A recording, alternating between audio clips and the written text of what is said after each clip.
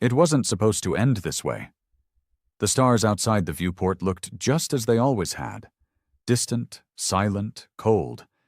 But inside the command chamber of the silencer, there was nothing but tension, the thick kind that clung to your skin and filled your lungs like smoke.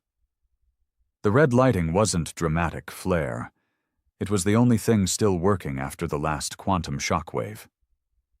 Captain Run Hale sat in the main command chair, not because he wanted to, but because every other senior officer was either dead, vaporized, or smeared against the cold alloy walls.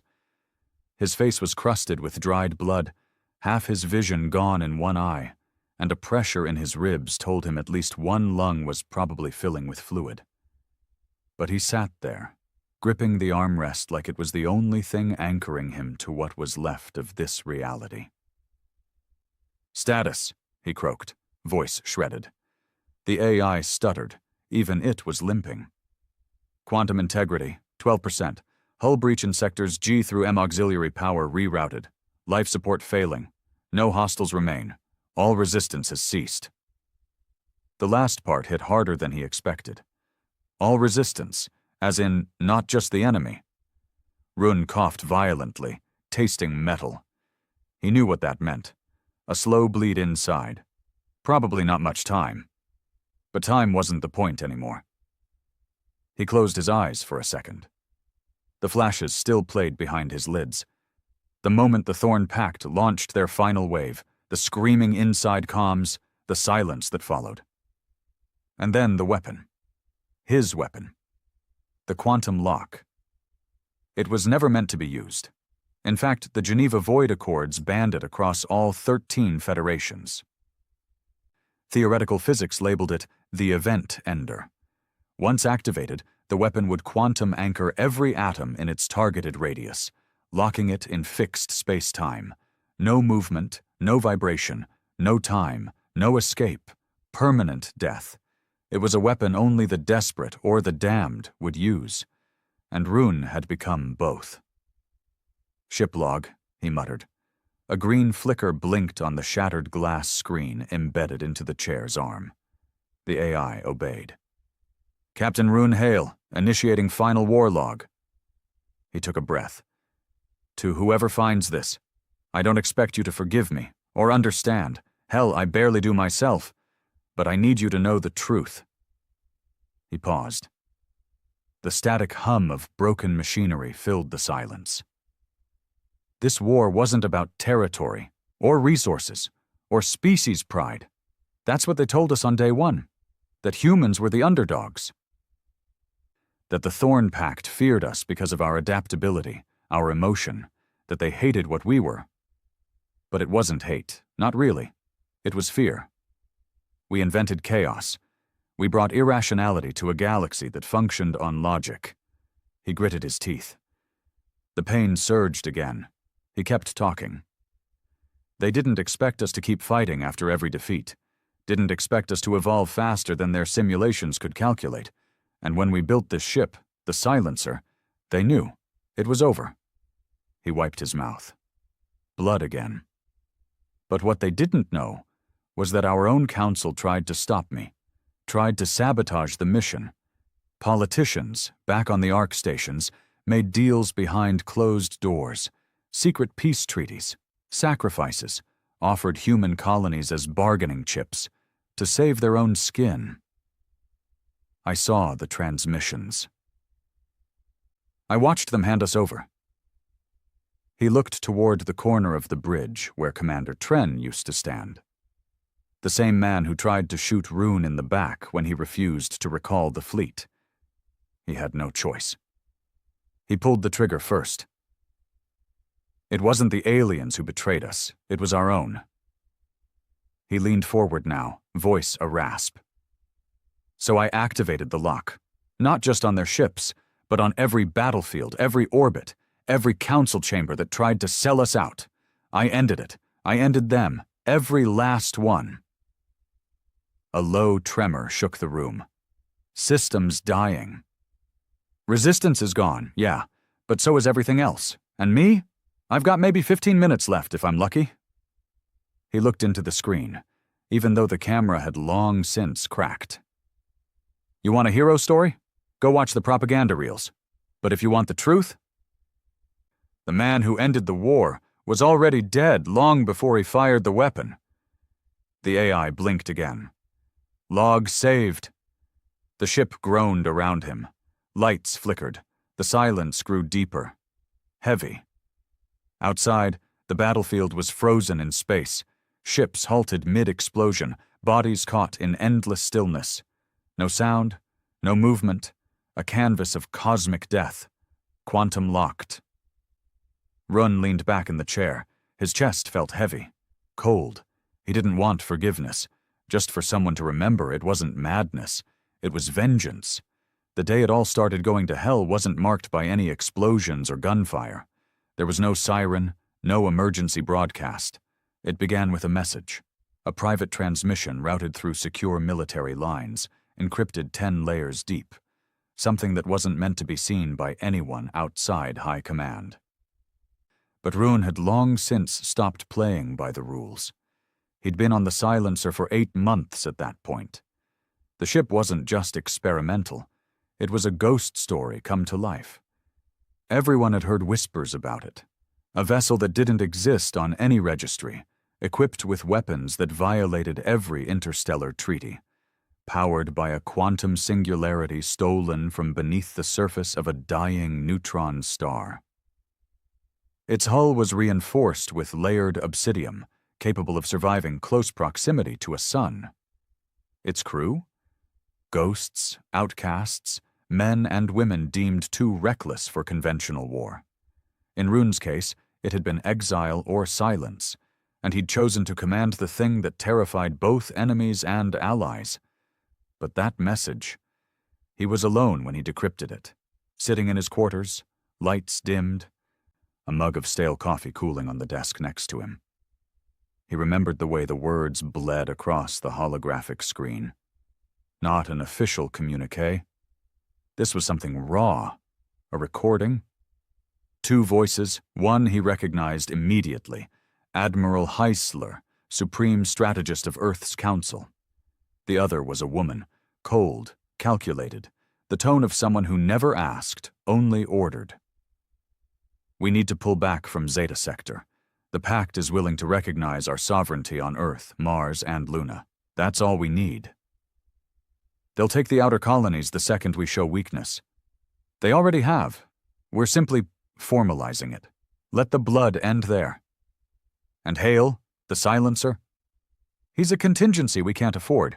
If he learns about this deal, he'll ignite half the galaxy before surrendering an inch. You want peace? You silence Run Hale. The message ended.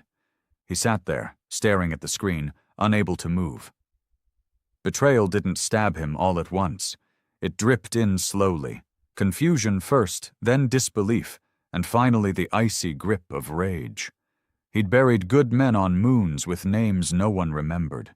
He'd held bleeding comrades in his arms as the Thorn Pact bombarded outposts into dust. He had watched human colonies be erased from existence. Families burned to ash because the Council told them, "Help is on the way." Lies, every damn word. All while the politicians bartered with the enemy behind closed doors, trading lives like chips at a table. They didn't want to win the war. They wanted to survive it, even if that meant selling out the very people they swore to protect. He remembered rising from the desk slowly. Like something inside him had cracked but hadn't quite shattered. Not yet. He didn't delete the message. No, he saved it, hardwired it into the silencer's core system. If they wanted to silence him, they'd have to kill him first. And even then, the truth would outlive him. That was the night he started changing. Not just in command style, but in mindset. He stopped requesting reinforcement when he knew it wouldn't come. He started sending his crew on missions without clearance, making split-second decisions that defied protocol. He began targeting key Thorn supply lines without strategic approval. And with every choice, he slipped further out of the system, until even the military channels went silent. He was still fighting the war, But he was fighting it alone. His crew noticed. Of course they did. There were whispers of instability. Some speculated about battle trauma, others blamed isolation. But the ones who knew Rune, the few who stuck with him from the first engagement, they saw the truth behind his eyes. He wasn't losing his mind. He was preparing for something. It came to a head on the frozen world of Meridyne 4, a mining colony under human control, now under siege by Thorn marauders. It wasn't the biggest battle of the war, but it was the one that changed everything. Rune brought the silencer out of orbit against direct orders. High Command had deemed the colony unsustainable, a lost cause. But Rune knew better. It wasn't just ore beneath that ice. There were families, refugees, hundreds of civilians who'd fled the front lines, praying for a miracle. He would be that miracle. He deployed quantum torches, illegal weapons that melted the icy crust into plasma, creating a barrier around the colony, while the silencer rained down kinetic hell from orbit. He lost a third of his crew in the assault, but they saved the colony. Survivors cheered his name. Children pressed their hands to the blast shields, watching the black silhouette of the battleship that had become their salvation. That's when Commander Tren made his move. In the aftermath, when Rune returned to the command bridge, Tren was already there, standing beside two other officers, sidearms drawn. "You've gone too far," Tren said. "They sent an order, direct from the council. You're relieved of command." Rune said nothing. He just looked at the three of them. Then he laughed. It wasn't a mocking laugh, not a cruel one either. It was tired, broken. "I've saved more lives than any of them combined," he said. "And you want to take my ship because I refuse to let them hand us over?" "It's not about what you believe, sir," Tren said. "It's about protocol. The war's over. There's a treaty now." Rune's eyes narrowed. "What treaty?" "They signed it yesterday. You're out. Stand down." He almost did. He almost dropped his weapon, turned over control, let them take it all. But then he remembered the message. He remembered the line. "You want peace, you silence Rune Hale." They were still trying, still playing their game, still cutting deals behind backs while soldiers bled. He moved faster than Tren expected. Drew fired. One shot to the neck. The other two scrambled. Rune didn't miss. When it was over, there was blood across the consoles. A long silence. He stood over Tren's body, hands shaking. It hadn't felt good. It hadn't felt like victory. It felt necessary. From that day on, Rune Hale was no longer a captain in any official capacity. He was a rogue, a traitor, a terrorist in the eyes of the council. But to the colonies, to the outposts still holding the line, he was something else entirely. He was the last hope. And hope, real hope, required more than strategy. It needed sacrifice. So he activated the weapon, the quantum lock. The science behind it was simple. Lock matter at the subatomic level, strip it of time and relativity, freeze it in a suspended state of being where nothing could decay or change. No energy, no movement. A perfect, inescapable stasis. Originally designed as a containment field. Run modified it into a bomb. It took months. Quiet months. Hiding in asteroid fields. Navigating black hole edges for energy siphoning. Running on half rations while the crew, what remained of them, worked in silence. No music, no laughter, just the hum of machinery and the low static of dying hope. They finished the final version just as the Thorn Pact launched their last offensive. 20 dreadnoughts moving in from the outer rim, coordinated with a rebellion sparked within the Ark stations themselves. Human insurgents, loyal to the Council's secret treaties, trying to disable Earth's defenses from the inside. It was a suicide play, and that's exactly what Rune needed. He jumped the silencer into the heart of the battle. No support, no backup. Just a broken man in a haunted ship carrying a weapon outlawed by every race in the galaxy. He watched the enemy form ranks. He saw their weapons charging. He gave them one chance: broadcast an open channel. "This is Rune Hale, final commander of the Silencer. Surrender, or join your politicians in the cold." No one answered, so he fired the lock. It didn't detonate like a bomb. There was no blast wave, no shock ripple. Just silence. Like the universe blinked. And when it reopened its eyes, everything within 100,000 kilometers had stopped moving. Ships, missiles, bodies, even the fire, frozen in space, quantum-locked, permanent, unchanging. It wasn't just victory, it was extinction, precise, surgical annihilation of every threat, every traitor, every bargaining piece.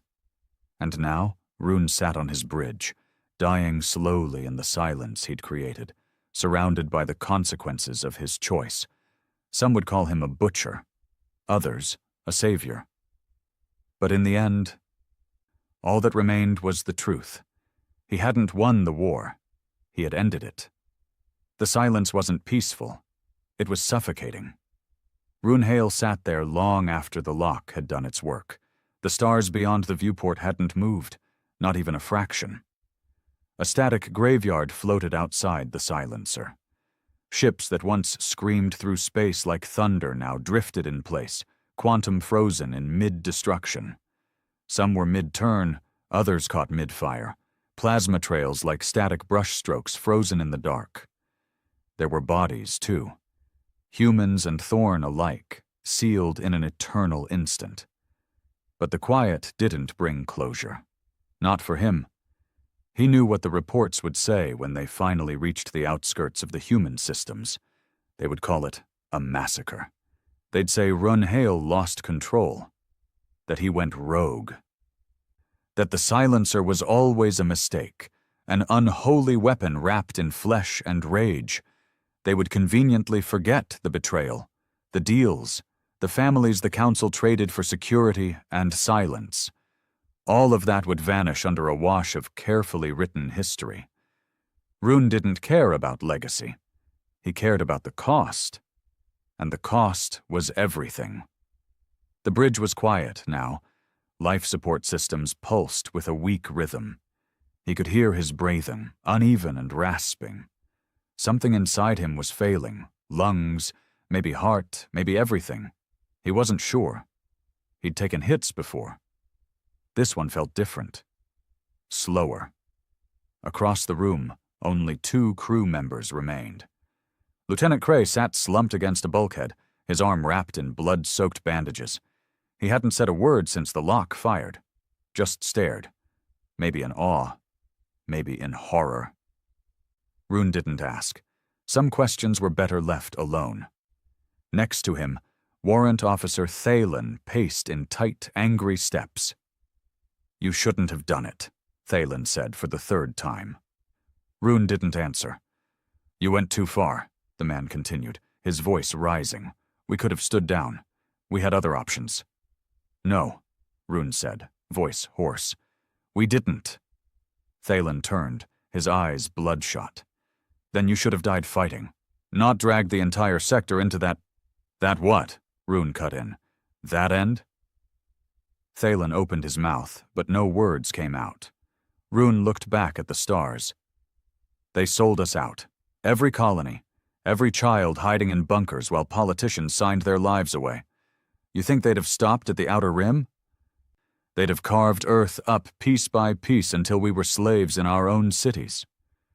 There had to be another way. There wasn't." Silence again.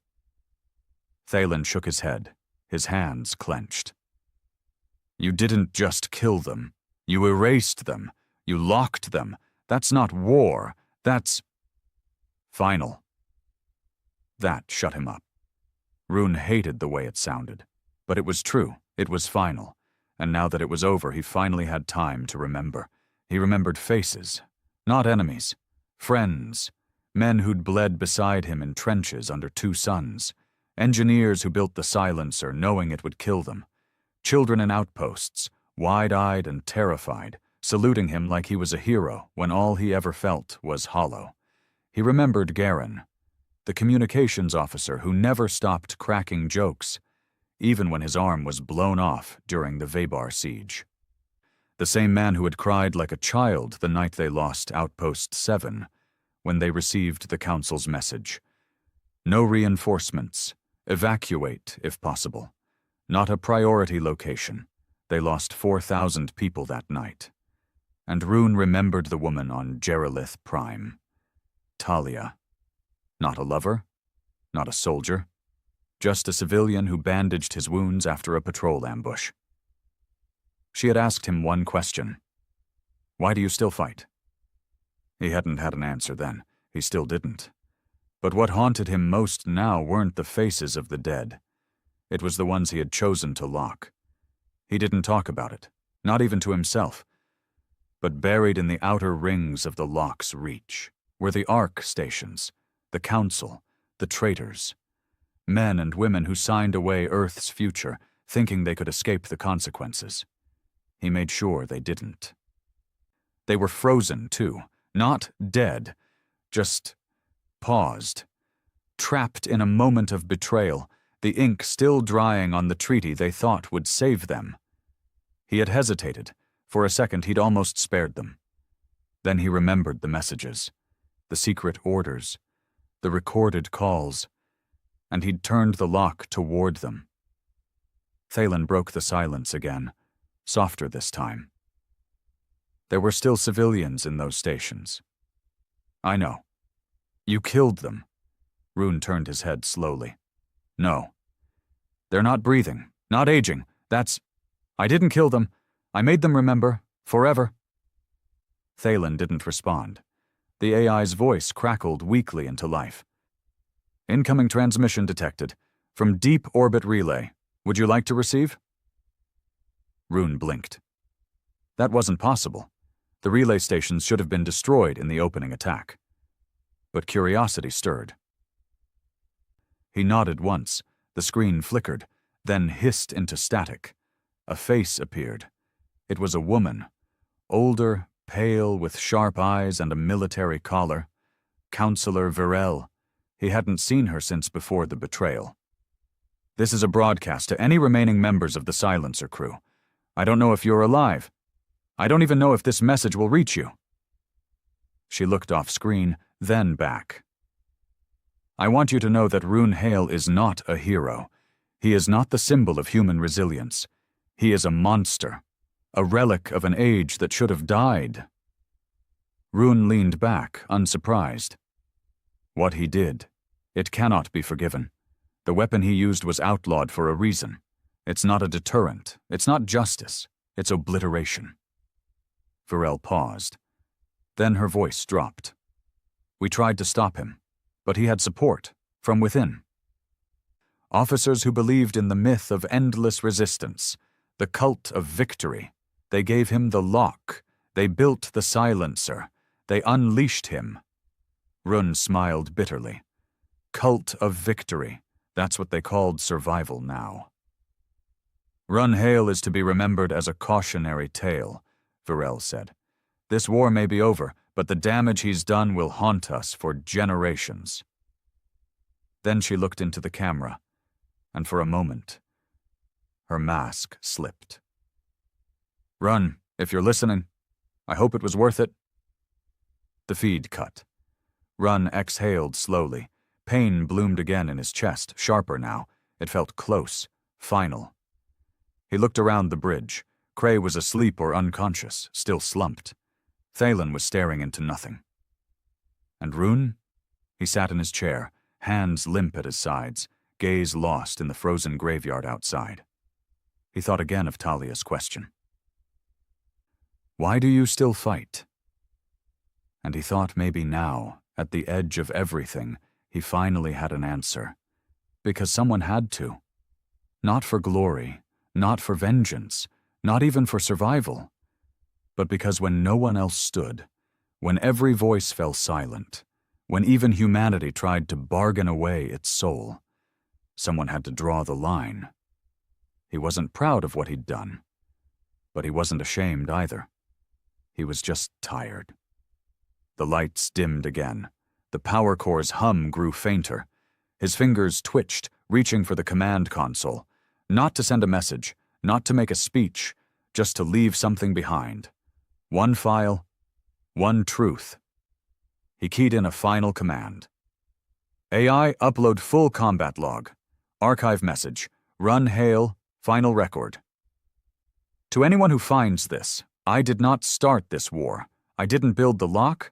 I didn't betray the treaties. I just finished it. They will rewrite what happened here. They'll make me the villain. Maybe I am. But if humanity survives, if our species gets another 1,000 years, then I'll accept the blame. Just promise me one thing. Never forget what it cost. He hit send. The upload began. Slowly, he slumped back in the chair, staring out at the stars, and for the first time since it all began, he let go. They didn't even find his body. When the recovery drones finally arrived, weeks later, once the radiation storms around the quantum freeze zone dissipated, the silencer was still locked in its orbit, intact but dead. No power signature, no heat trace, just a tomb adrift in the middle of what historians would later call the halo of silence. The recovery team consisted of 20 elite techs and Marines from the Neutral Peace Corps. They boarded with the highest-level decontamination protocols, expecting traps, sabotage, or worse, some horrifying malfunction of the lock still active and waiting. But what they found was stranger. Stillness. The bridge was empty. No crew, no sign of struggle, just bloodstains, rusted terminals, and the final log blinking on a dim console. A chair turned toward the stars. No body, no Captain Rune Hale. It was as if the man who ended the war had simply disappeared. Theories exploded across the networks within hours. Some claimed his body had decayed past recognition. Others said his molecules had been absorbed by the energy backlash of the lock. The more dramatic voices called him the first casualty of a new kind of weapon, a martyr whose body existed in some broken quantum state, scattered across dimensions. But the most popular story, the one whispered in colony bars and military bunkhouses, was simpler. Rune Hale never died. They said he escaped just before the lock triggered, that he had stowed away in a stealth pod hidden in the ship's reactor ring, that he was still out there, watching, waiting, protecting the silence he'd created. For some, that idea brought comfort. For others, it was a threat. On Earth, things moved quickly. The Council fell within days of the Halo transmission going public. Varel's face was plastered across every broadcast stream, replaying her message, then cutting to Rune's final log. The contrast was damning. Protests turned to riots. Riots turned into purges.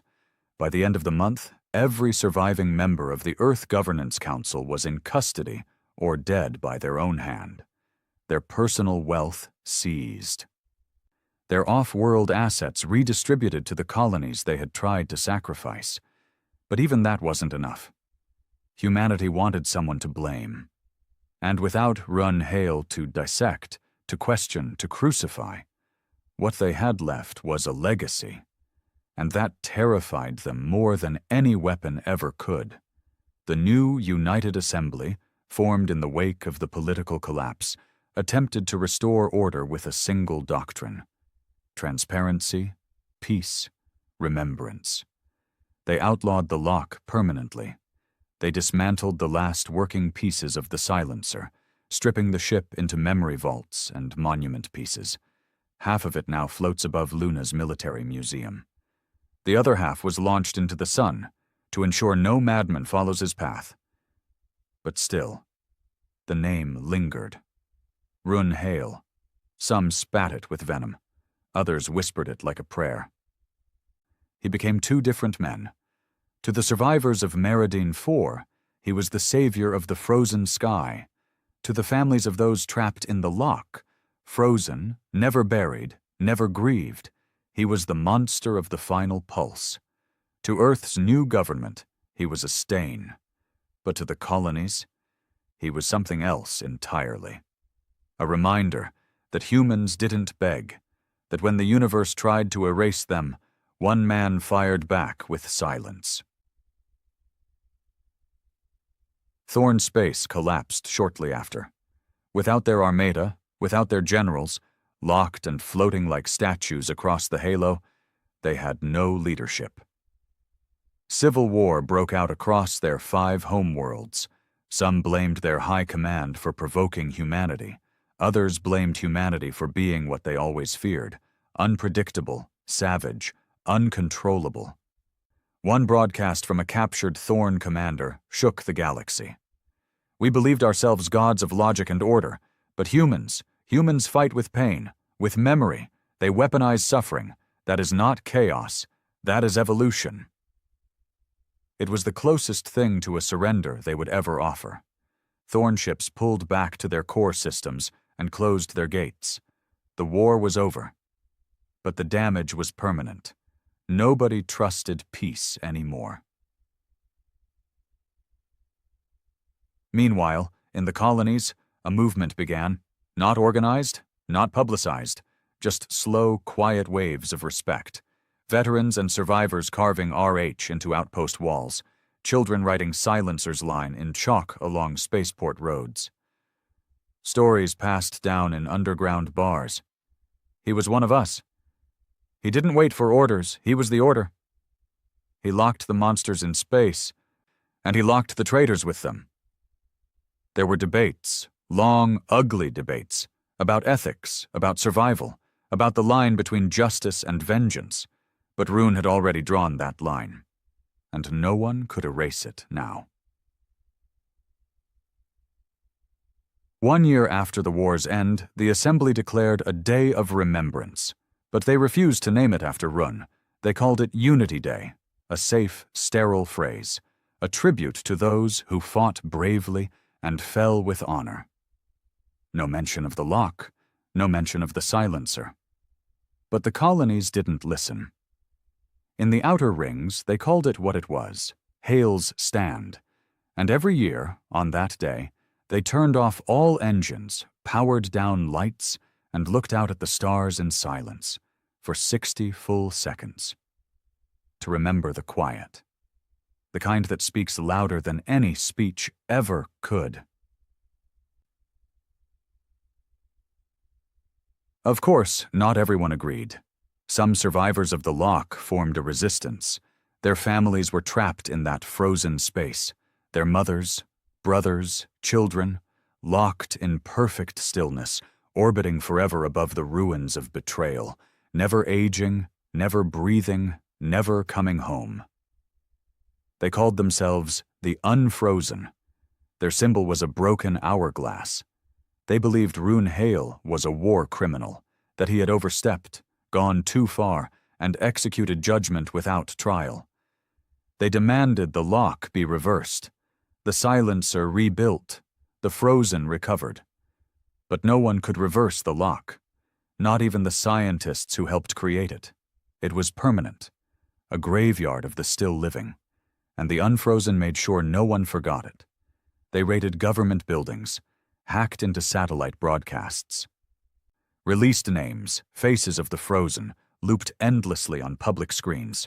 They didn't ask for revenge. They demanded justice. But the war had no clean end. Just wounds. On the 10th anniversary of the lock, a civilian freighter traveling near the Halo Zone picked up a signal. A short burst. Encrypted, too weak to trace, but unmistakably human. 3 words. Still watching. R. The galaxy exploded in speculation. Was he alive? Had he faked his death?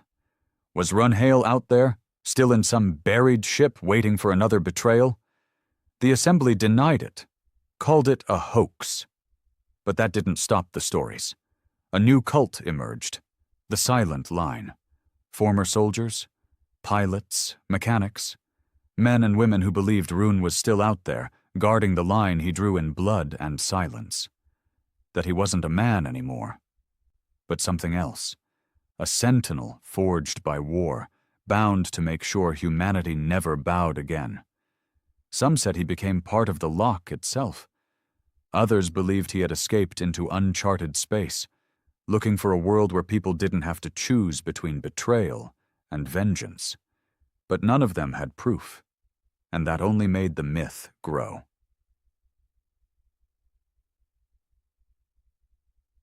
In the archives of Luna's museum, locked behind a triple encrypted firewall, sits the only uncensored version of Run Hale's final log.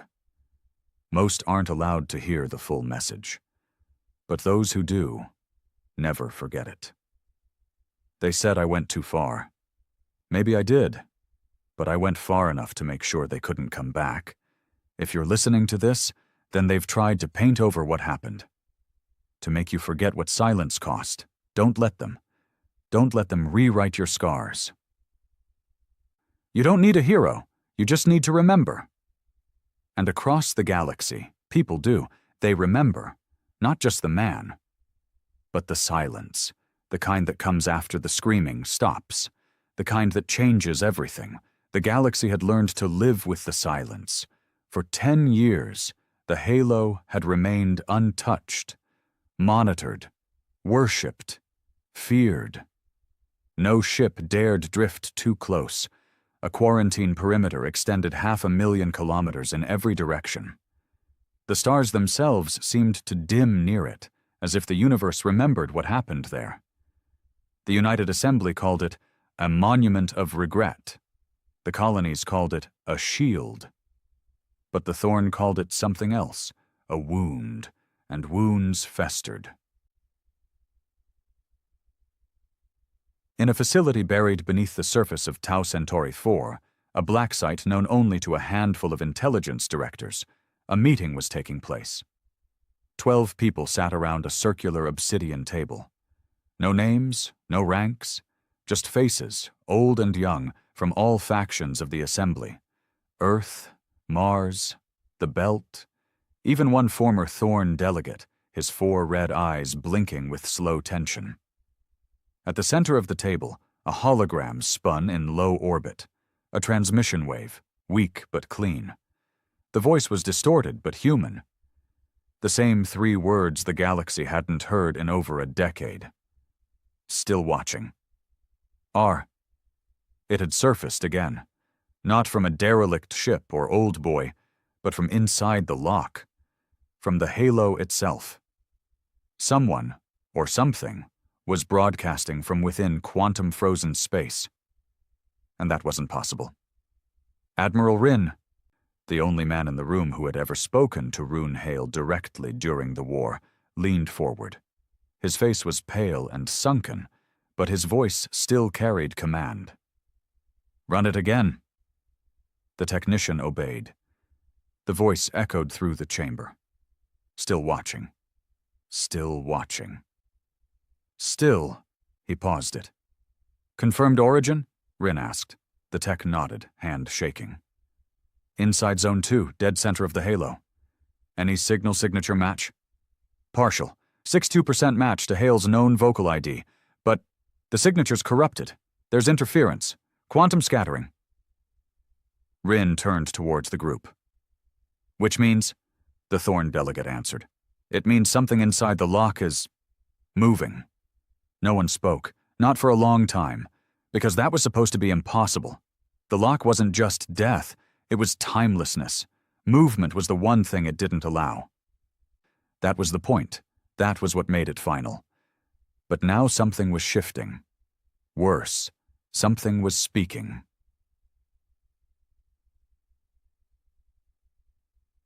Three weeks later, the Assembly launched Project Lantern.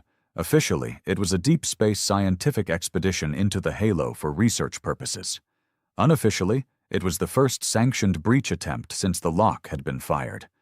They picked a crew of 24, scientists, engineers, former military. Among them was Kyle Foran, a war orphan raised on the edge of the colonies. He didn't remember much about the war, only the sound of distant bombings and the way people spoke the name Rune Hale like he was both a curse and a savior. His mother had served under Hale's command for one tour before she died in the siege of Vetra 9. Kyle carried her tags on a chain around his neck. He didn't join Project Lantern for glory. He joined because he wanted answers. Answers no history book ever gave him. The mission ship, Vigil's End, was fitted with a brand new drive, one designed to phase between quantum-locked matter and active space. It had never been tested. Some scientists said it would either breach the lock or tear the ship in half. The crew wasn't told which outcome was more likely. Kyle sat in the forward observation bay as the halo came into view. He'd seen the images all his life, but nothing prepared him for the real thing. A field of stars frozen mid-scream. Dreadnoughts caught in fireballs that never finished burning. Debris suspended like marionettes on invisible strings. Even the color was wrong. Washed-out blues and grays, as if the lock drained life from light itself.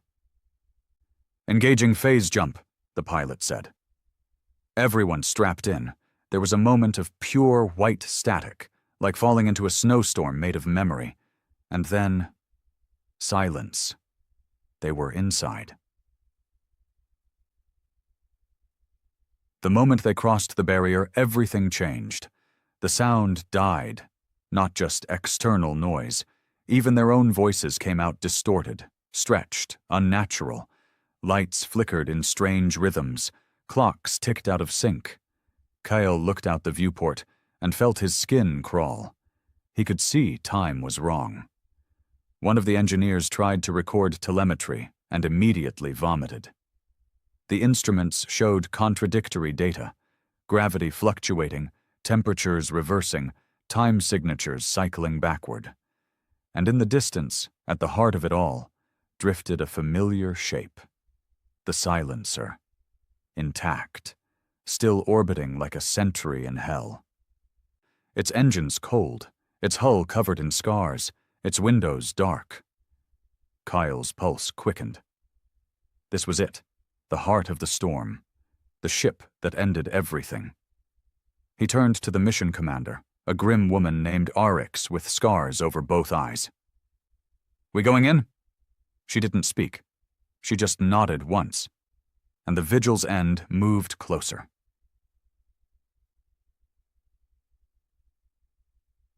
Docking was rough. The lock resisted motion, even mechanical. Every movement felt like dragging a knife through stone. It took 3 hours just to align with the silencer's main hangar bay. When the crew finally entered, they were greeted with silence thicker than death. No bodies, no lights, no decay, just stillness.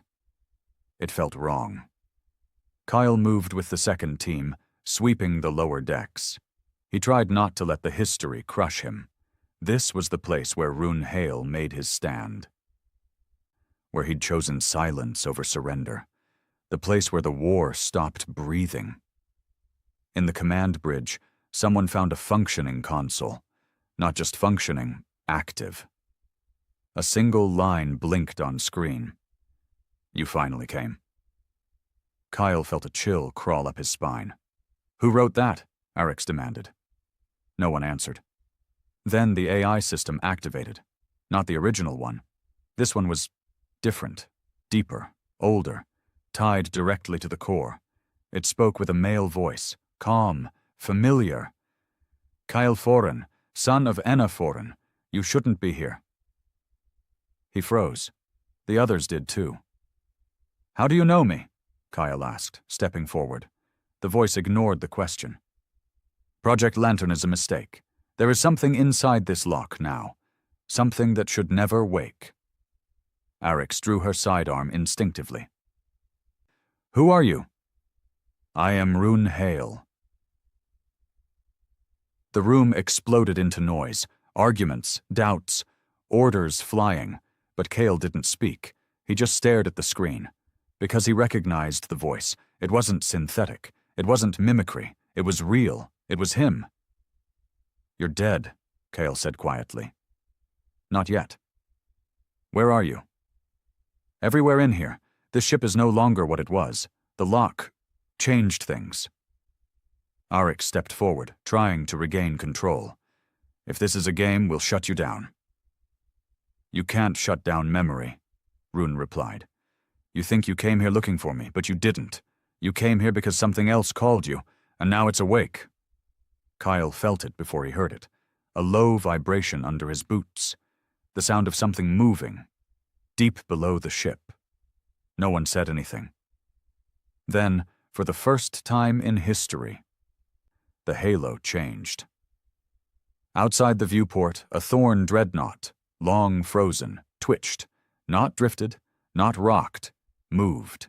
The crew backed away from the glass. Not possible, the pilot muttered. The AI spoke again, voice sharpened. The lock fractured. When I used it, I thought I was ending a war, but something ancient was buried in that field, deeper than ships, deeper than enemies. It was sleeping. The lock preserved it, and now it's waking. Kyle turned, his voice dry. What is it? The screen flickered. Then a new message appeared. It was here before us, before stars. You gave it time. Now it will take everything. The dreadnought outside moved again. Just a twitch, a slight shift in one of its frozen arms, like the fingers of a corpse remembering they were once alive. But that movement shattered everything the universe believed about the lock. The lock was supposed to be absolute. It wasn't anymore. Inside the silencer, Kale couldn't breathe. Alarms didn't go off, because the ship's systems didn't recognize what was happening. They were still operating on a logic that said time didn't exist inside the halo, that nothing could move, that the past was sealed. But something was moving, and something else was watching. Behind him, the console pulsed again with Rune Hale's voice. You need to leave. Commander Eric's was already issuing the retreat order to the rest of the Lantern team, but half of them were frozen in place, staring at the twitching mass outside the port window like they were seeing a god crack open its shell. AI, explain, Arik snapped, her voice hoarse. I told you. Something was buried here, beneath the battlefield, beneath the pact, beneath our war. And when I fired the lock, I gave it permanence. Time is a door. The lock sealed it, but every sealed door can still be knocked on from the inside. Kale swallowed hard. What is it? The voice didn't answer right away. Then the screen flickered again, and words scrolled. Pre-cosmic, non-linear, consciousness-based. Entity is not hostile by instinct, only hunger. The text glitched, then reformed. You made it wait!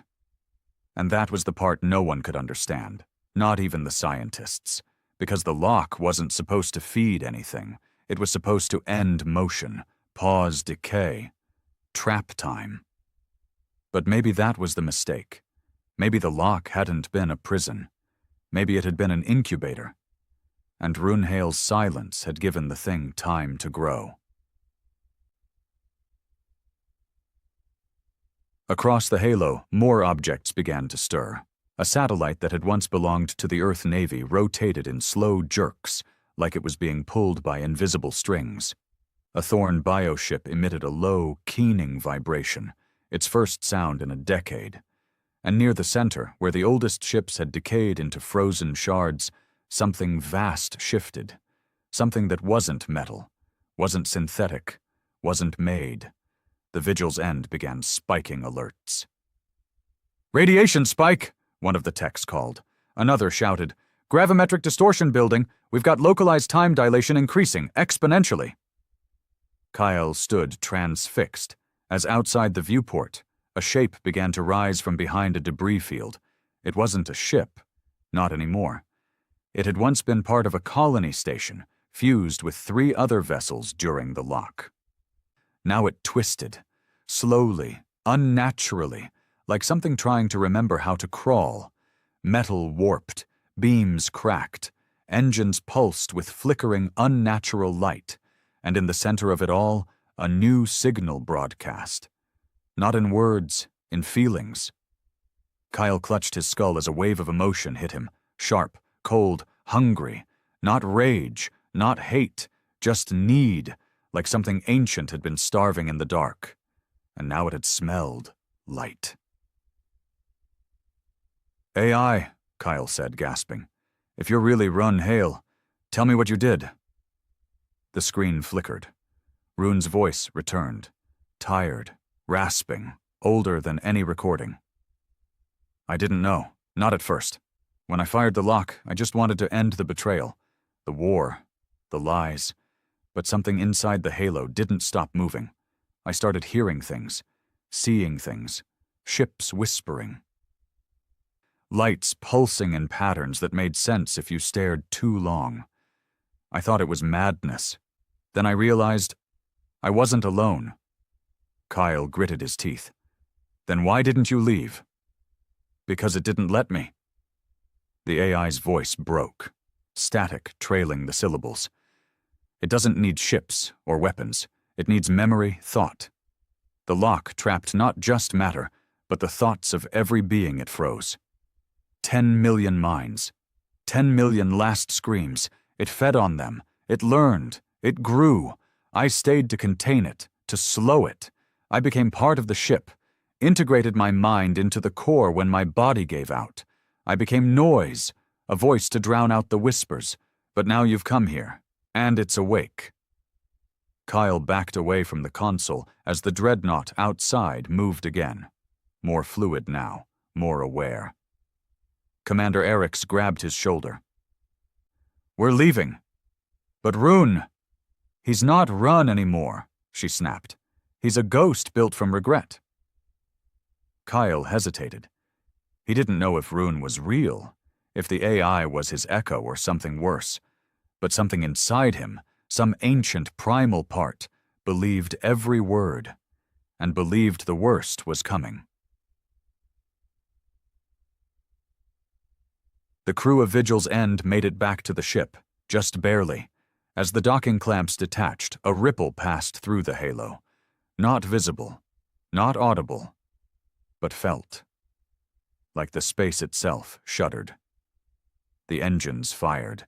They aimed for the lock's edge, following the phase beacon they had laid on entry. But the quantum layer didn't want to let go. The ship trembled violently as it crossed the barrier.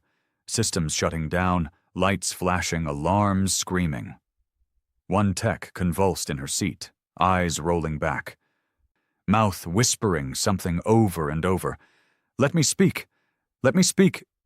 Let me—" Then she dropped dead. No explanation. No cause.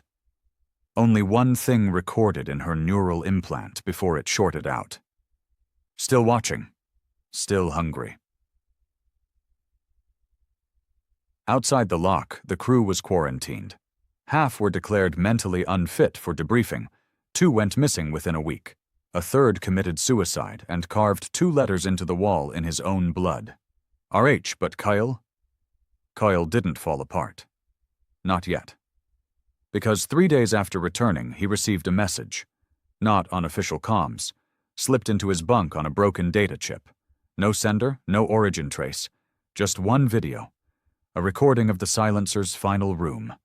Empty. Dark. And a voice whispering, "Kyle, you carry her blood.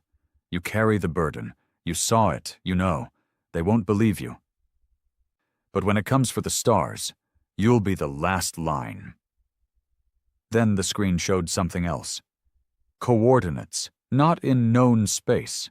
Beyond the mapped edge, in the galactic shadow, where things weren't supposed to exist. Kyle closed the file. And for the first time in his life, he understood what Rune Hale must have felt all those years ago, when no one believed. When silence was the only choice left. Kyle didn't file a resignation.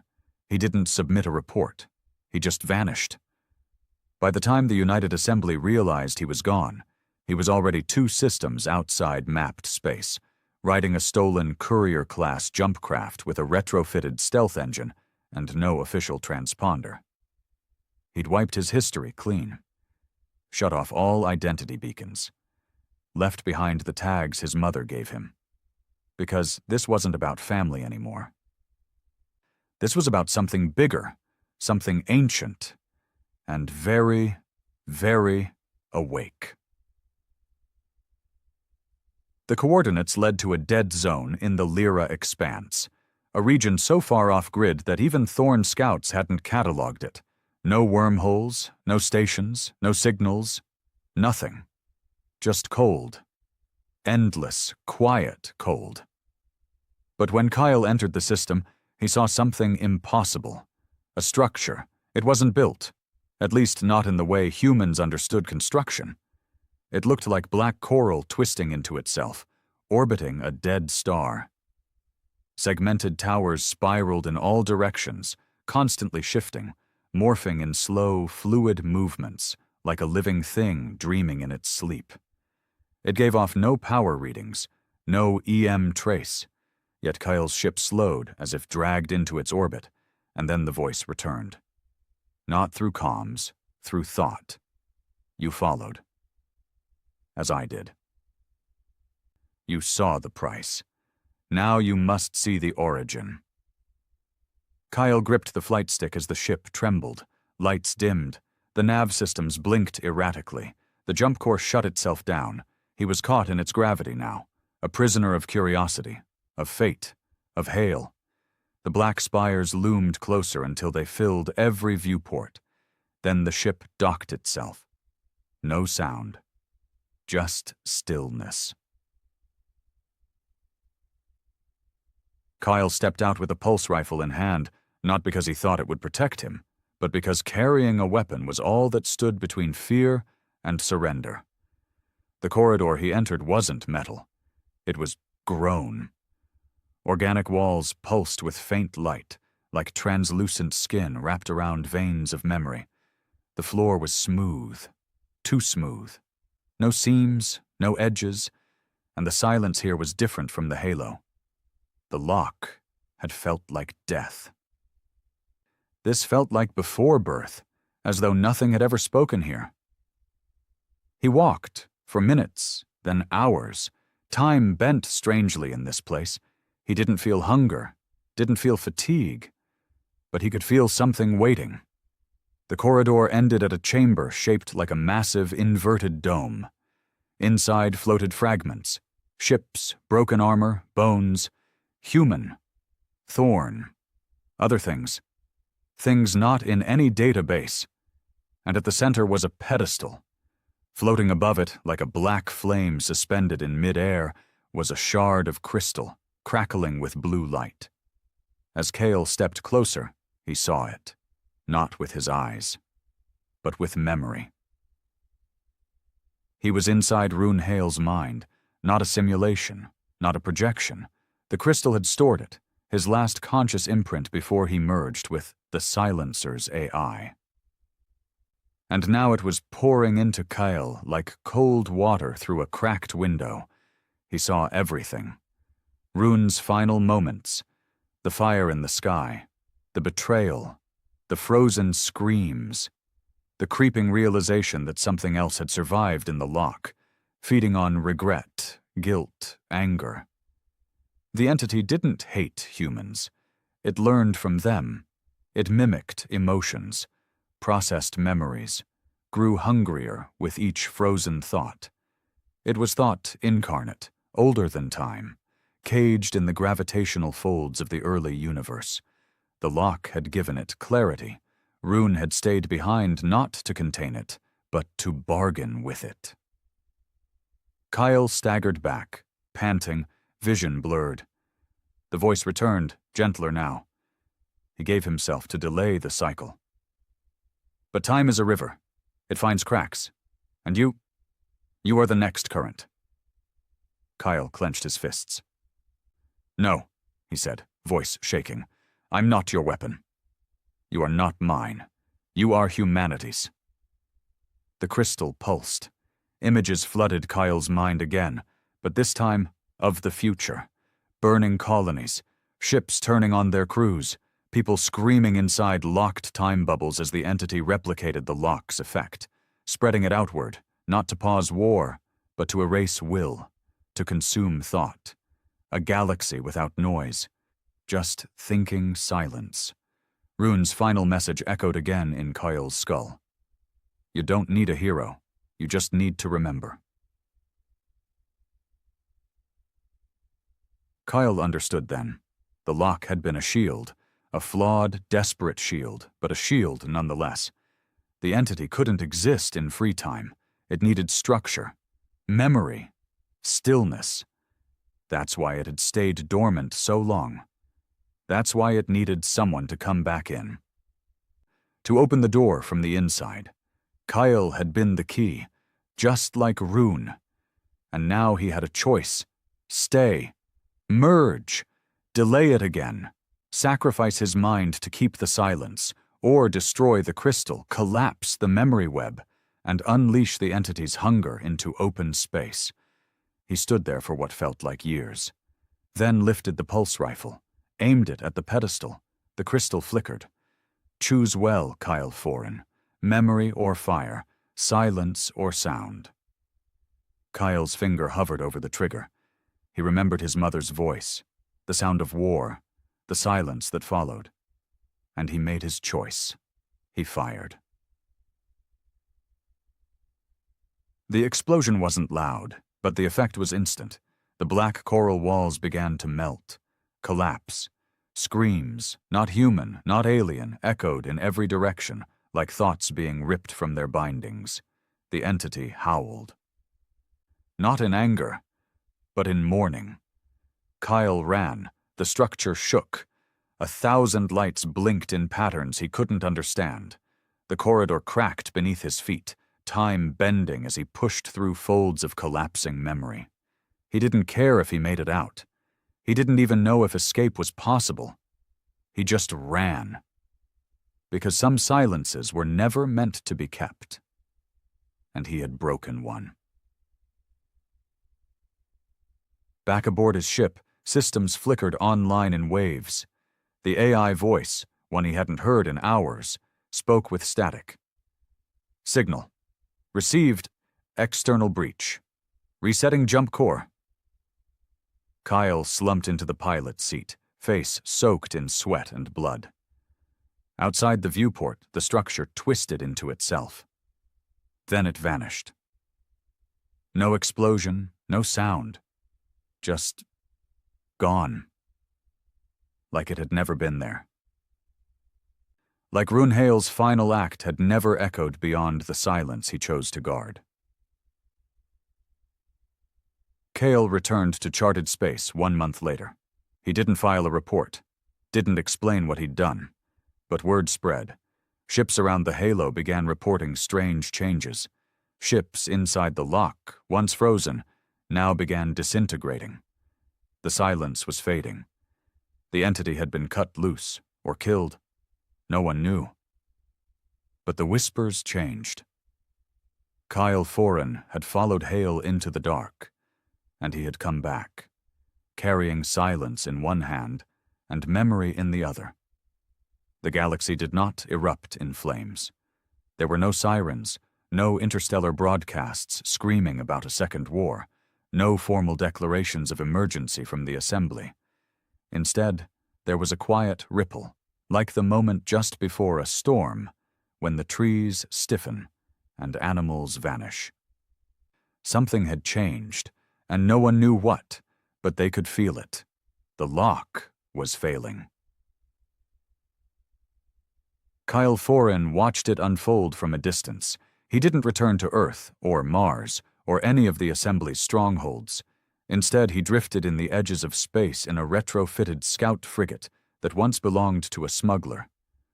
No name, no tags, just a silent ship and a man carrying too much.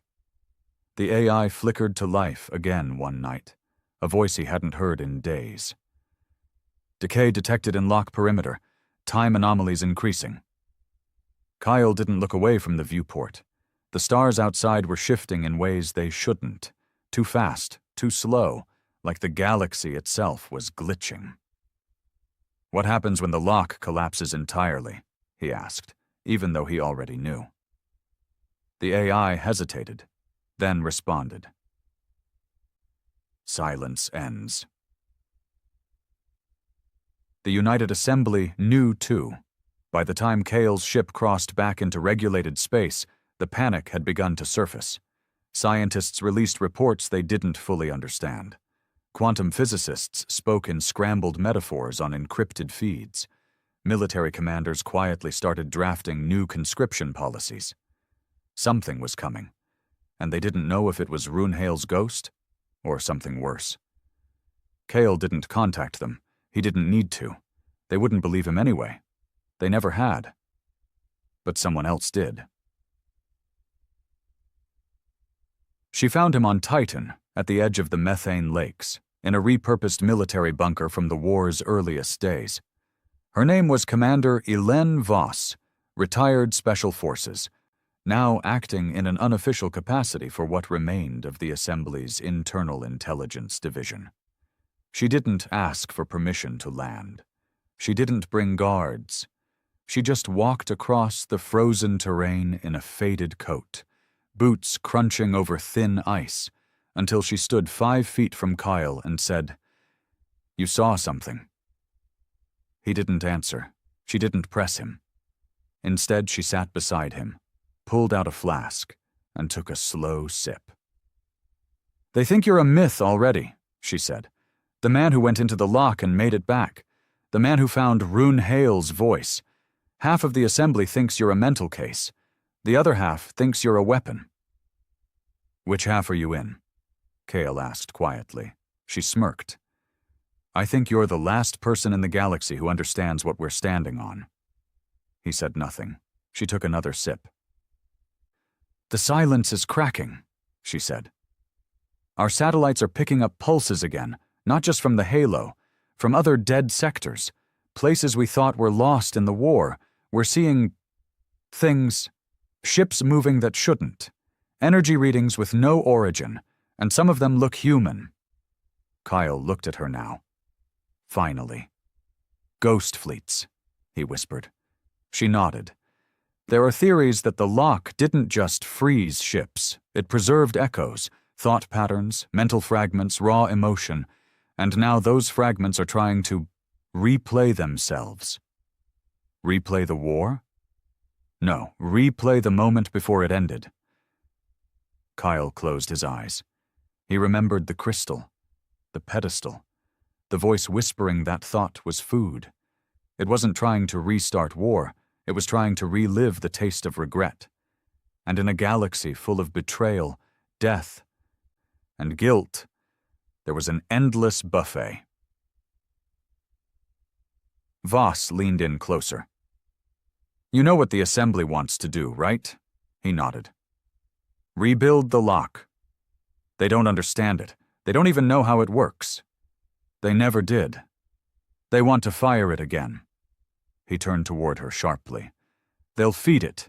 They'll just give it more." "I know. So why are you here?"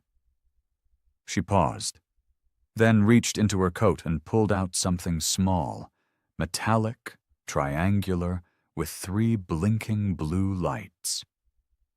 "This is the last active fragment of the Silencer's AI core. They tore it from the Luna monument before the Assembly could confiscate it. Thought it was just scrap." Kyle's chest tightened. "Why give it to me?" "Because you're the only one who ever talked to it. And you're the only one Runehale ever talked back to."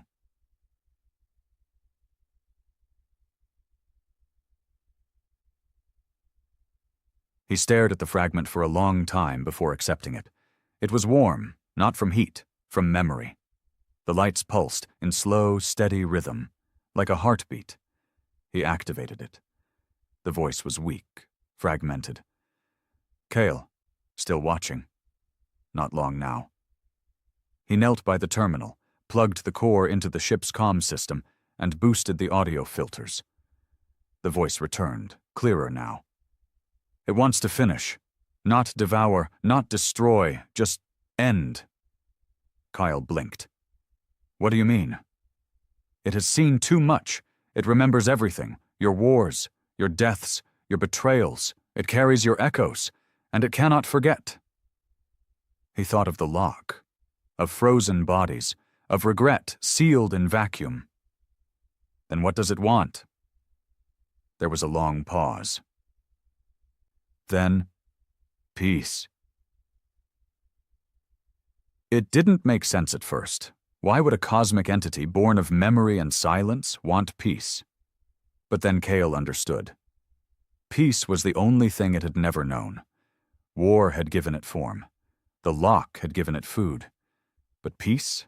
That was alien, terrifying, unfamiliar, and now it wanted to learn, to understand, to rest.